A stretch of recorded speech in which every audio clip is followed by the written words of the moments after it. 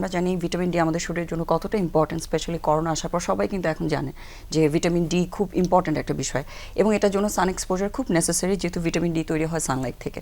So যেহেতু এত গরম, আমরা বারবার সবাইকে বলছি বাইরে না যাওয়ার জন্য। এই অবস্থাতে আসলে এই এক্সপোজারটা কতটুকু হওয়া উচিত বা কোন সময়টায় কিভাবে মানুষ সান এক্সপোজারটা নেবেন ফর ভিটামিন ডি? যেহেতু হিট বার্নের কথা আসছে, যখন বেশি গরম পড়বে তখন এটা এক্সপোজারে যাবে না।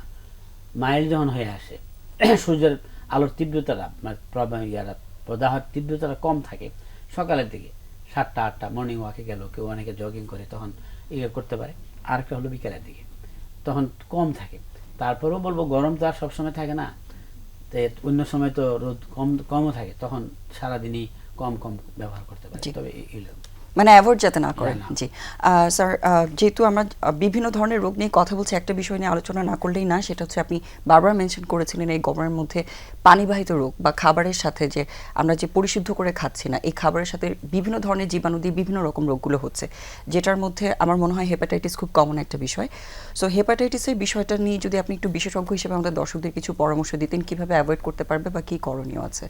আসলে হেপাটাইটিস তো মানুষ ভয় পায়, যেটা বি সেটা কিন্তু পানিবাহিত না, সি সেটাও পানিবাহিত না। এ অ্যান্ড ই, এ হয় বাচ্চাদের, ই হয় সবার, বিশেষ করে অ্যাডাল্টের। তো এই দুইটা পানির বাহিত হয়।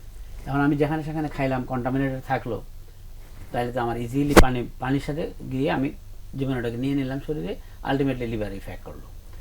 আমরা অনেকে কিন্তু বলি যে বি ভাইরাস মুখে দিয়ে খাইলে যায় না, আমি বলি হয়। কিভাবে হয়? এই যে ক্যান্টিনে খায় সবাই, খুব ভিড় ক্যান্টিনে, তো গ্লাস দিতে বলে, গ্লাস 3টা হাতে নিয়ে যে পরিষ্কার করে সেরকম করে নাড়া দিয়া এই করে উপর করে নিয়ে চলে আসলো।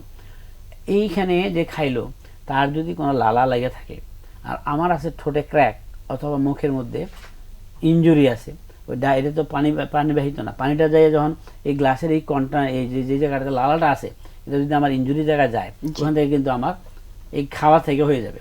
সুতরাং আমি ইনডাইরেক্টলি বললাম যে খাবার সাথে সবসময় সতর্ক থাকতে হবে। অবশ্যই টাইপ অফ ফুড কন্টামিনেশনটা অ্যাভয়েড করা, প্লাস এই যে আমাদের পরিষ্কার পরিচ্ছন্নতা, যেই গ্লাসটা দিয়ে চা খাচ্ছেন আপনি বা পানি খাচ্ছেন, সেটা যদি অন্যের খাওয়ার আগে প্রপারলি ওয়াশ করা না হয়, প্রপারলি বলতে ওয়াশ মানে ওয়াশ, ওটাকে রিমুভ করে ফেলতে হবে, তাইলে এটা সম্ভাবনা কম।